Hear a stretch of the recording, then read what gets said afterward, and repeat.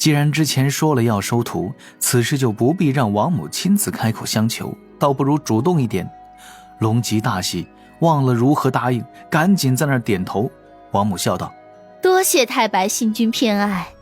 李长寿拱手行礼，又走去高台侧旁，对着老君做道揖，朗声道：老君，天庭龙吉公主天生聪慧，品性良善，好学上进，谦逊有礼，弟子有意收她做大弟子，为人教门徒。善。老君轻轻颔首，袖中飞出了3道流光，落在李长寿面前，化作3件宝物。一缕缕道韵自这3件宝物上散出，众仙的心底顿时泛起了些许明悟，知了这3件宝物是何等贵重。老君出手，必然非凡。那张手帕大小的青蓝小网，其名雾露乾坤网，张开可以轻浮万里，为水形先天灵宝，专克各类真火。那只造型华丽的冰蓝色宝瓶，其名四海瓶，同样是先天灵宝，专克火系法宝，可以倒出漫天大水。还有一把半尺长的神针，其名乾坤针，后天极品灵宝，可以破开乾坤，短瞬挪移，也可以做暗中偷袭伤人之宝物。这3件宝物都是老君炼制，其威能远超同品阶宝物，也是在洪荒炼器一道的顶点。自然，洪荒真正顶级的宝物，除却玄黄塔这般是太清圣人成圣功德强行提升的之外，绝大多数都是先天凝成。炼器之道始终受了天道限制。当下，李长寿带着3件宝物走了回来，对龙吉含笑问道：龙吉，你可愿拜贫道为师，入太清道成，修无为大道？龙吉立刻跪地行了拜师礼，忙道：龙吉愿追随老师，弟子拜见师父。玉帝在高台之上大笑几声，朗声道：多谢老君成全。我儿龙吉，今日你当尊师命，重师礼，好生修行太清大道，莫要给太清道成蒙羞。龙吉起身应道：孩儿定不会让父亲与师父失望。李长寿将3件宝物放在龙吉的手中，催促道：还不收起宝物，去拜见老君与大法师？是。龙吉也不敢看宝物具体为何，端在手中，起身到了老君前方。他刚要跪拜，却发现面前的云雾在阻着自己，不能跪下去。当下明白这是何意，只是深深地做了一个道揖。随后，龙吉赶去大法师面前，恭恭敬敬地行礼，娇声喊着：大师伯。不错，不错。大法师正襟危坐，也没应付这般场面的经验，但他顺势将原本给李长寿准备的却没用上的几件灵宝拿了出来，算是给了见面礼。不过转眼，龙吉抱着3件先天灵宝，2件后天极品灵宝，走回了李长寿面前。这一幕看得不少仙神颇为羡慕，截教仙们也是一阵感慨：弟子少了，宝物当真富裕啊！过几日你再来寻为师，为师传你太清道法。你今后为我大弟子，当谨记太清无为这4字，少惹因果，多寻本真，在外多行善事，惩强扶弱。龙吉欠身行礼，正色道：弟子谨遵师父教诲。随后龙吉看向云霄，不知该不该喊师娘。云霄此刻竟然莫名的有些紧张。李长寿又道：且去吧，记得与阐教太乙师兄的弟子多走动。是。龙吉顿时明了，低头行礼，在侧旁退走。能看得出来，龙吉成李长寿大弟子，玉帝的心情无比舒畅。当下玉帝端起酒樽，众仙齐齐迎合，有10多位月宫嫦娥入场起舞。各仙神起了弹性，老君又是不知何时离开的，瑶池之中欢声笑语不停。于是3日后，曲终舞散，人去殿空。天将收拾走矮桌杯盘，太白殿再次恢复空旷。大殿正中堆满了各类宝物，都是李长寿之前收的贺礼，贵重的自然都已经收了起来。摆这里的都是一些宝财宝物，在这里堆着也显喜庆。因料定了玉帝的化身要来，李长寿提前支走了金翅大鹏鸟他们，在殿内熟悉着各处阵法布置，欣赏着自己的这个新府邸。大是大，宽敞也宽敞，但就是太单一了。就这么一个大殿处在这儿，没个书房，没个厢房，以后自己住哪儿啊？金鹏他们在哪儿落脚啊？灵珠子跟玉兔在哪儿愉快的玩耍呀？李长寿想了想，决定稍后魔改一下殿内的布置，用阵法做划分，搞一个娱乐用的连环阵。可惜了，地府的鬼殿不能搬上来，不然闲着没事修行，算计下下兔也算是挺不错的全身小日子。感受到了殿门处传来的目光，李长寿笑道：“进来就是了，此地也没旁人。”殿门处正趴着门框往内观望的金甲女战神，闻言轻轻眨眼，闪身进了太白殿。李长寿开启了大殿周围的隔绝大阵，看着眼前缓步而来的女天将，她还是那般面容甚美，身姿窈窕，贴身的战甲有一种别样的风情，身段无法增减分毫，一切妙之毫巅。最美自然天成，迷人只因刚好。走到10丈之外，他停下步伐，注视着面前的老神仙。李长寿摇之一变，化作了一副青年面容，虽未显露真容，但这般也显得顺眼一些。轩雅，稍后可要搬来此地？我在原本的府邸住着就好。有清轩雅轻声道了一句，嘴角绽出笑意，美目之中满是感慨。恭喜师兄升任太白金星。这没什么值得恭喜的。言罢，他手中的拂尘轻点，摆了2张椅子在身前，邀请道：“你我许久未曾好好聊过了，近来可安好？”一切都好。有群轩雅并未向前，双手有些无处安放，避开李长寿的目光，轻声道：“近来一直在征伐妖族，都是些不成器的妖族，并未遭遇高手。多谢师兄安排我来天庭效力，在这里，轩雅能感觉到确实在做一些力所能及的事，为正道付出一份自己的努力。原本修行总觉得少了几分意义，如今却是寻到了。哦，那就好。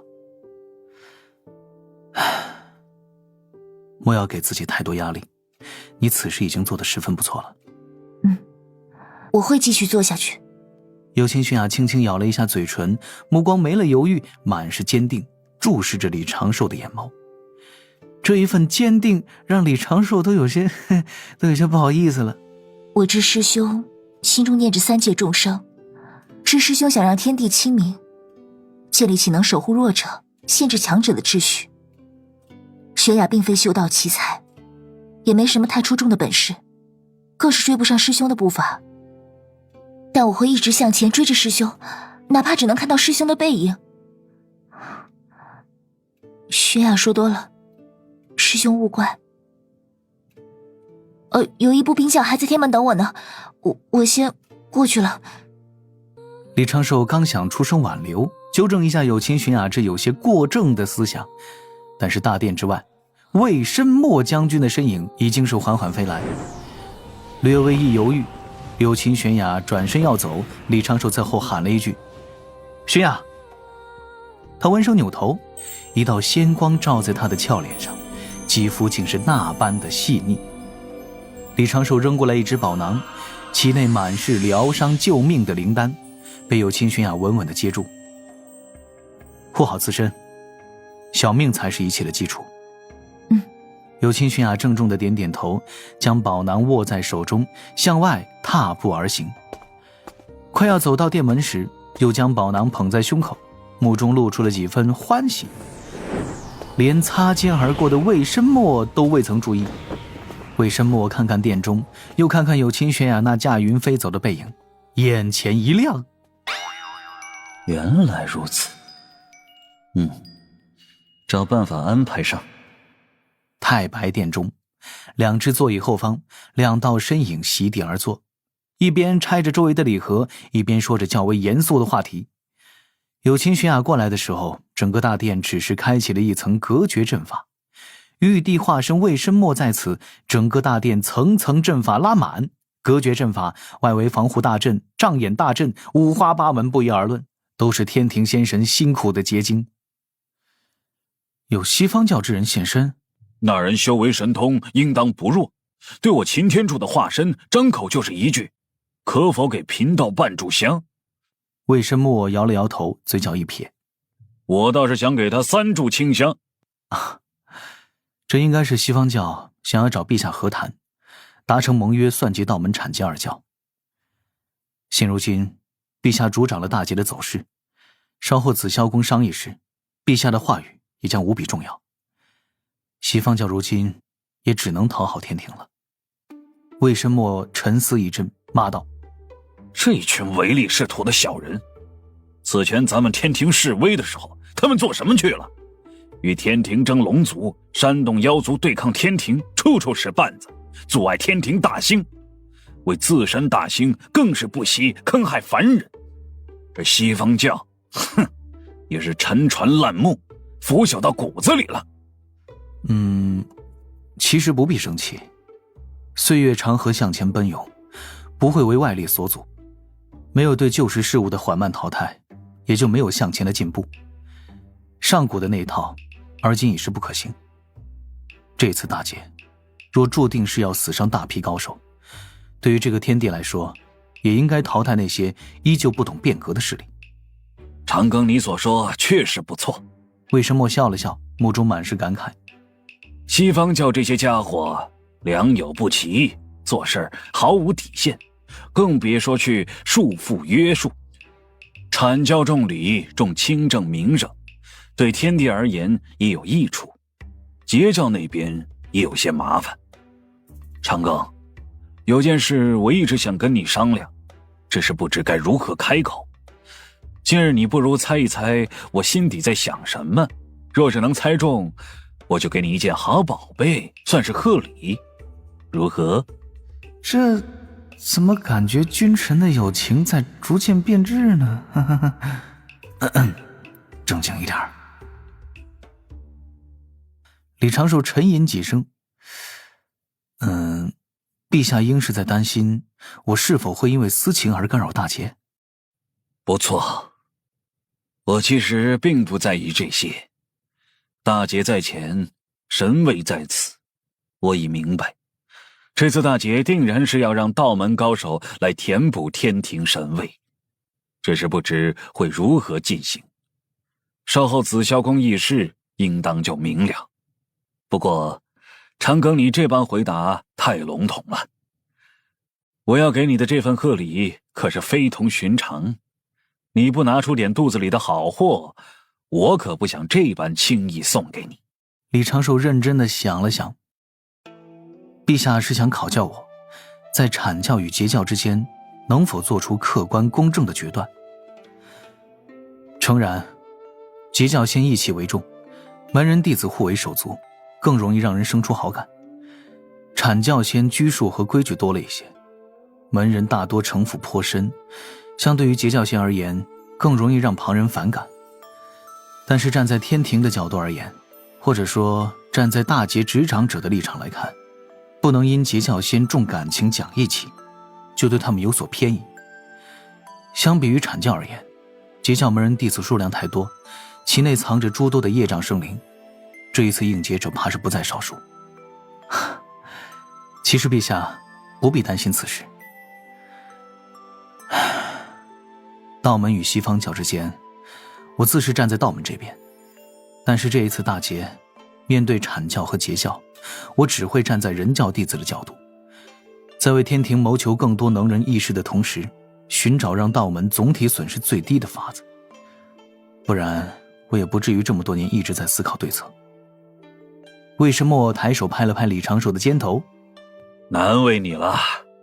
不过就此事而言，便是几位圣人师兄也没任何办法，你也不要太去在意。有一事你或许不知，圣人虽近乎无所不能，却必须在天道的规则之内。接纳鸿蒙紫气之时，他们就已无法脱离天道序列。这次大劫，大教博弈是一个层面，圣人博弈是一个层面，生灵与天地博弈是更深的层面。自然，对于这些，长庚你认知必然比我深刻，你心里有数就成。后面不管你做哪般决定，就算是我看不懂，也会尽力配合。只需长庚你后续解释几句。给。话语一顿，魏申墨在袖中取出了一只金色卷轴，摁到了李长寿怀中。本天地给不了你太多，但这个算是我在天道序列中扣出来的。云霄氏只是个好女子，与你也颇为般配。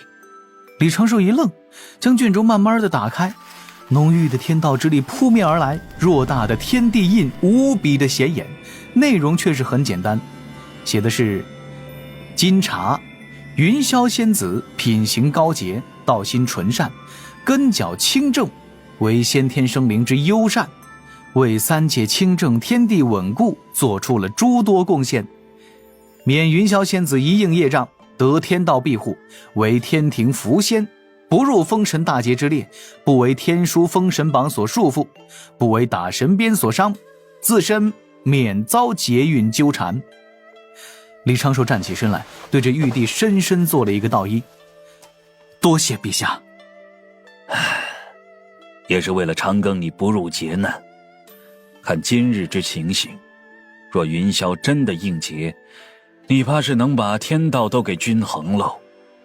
随之李长寿的心底叹了一口气，目光有些复杂，将这一道免伤旨意收入袖中。李长寿坐回了原本的位置。这一对君臣对视一眼，各自似乎都有话卡在嗓子尖儿，又知道都不能说得太明，最后就只能轻笑两声。